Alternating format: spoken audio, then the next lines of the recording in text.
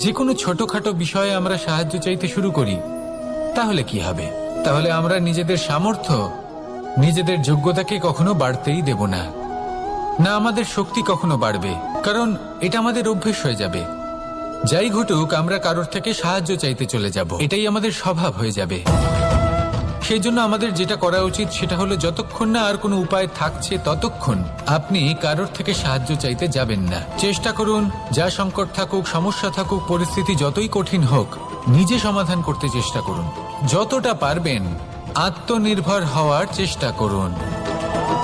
যদি এটা করতে পারেন তাহলে আপনি অনেক কিছু শিখবেন। দিন প্রতিদিন আপনার জীবন আরো বেশি উজ্জ্বল হয়ে উঠবে, ব্যক্তিত্বের বিকাশ ঘটবে, আপনার শক্তি বৃদ্ধি পাবে, যোগ্যতা বৃদ্ধি পাবে, আত্মবিশ্বাস জেগে উঠবে, আর আত্মনির্ভর হয়ে মন বলবে, রাধা রাধা।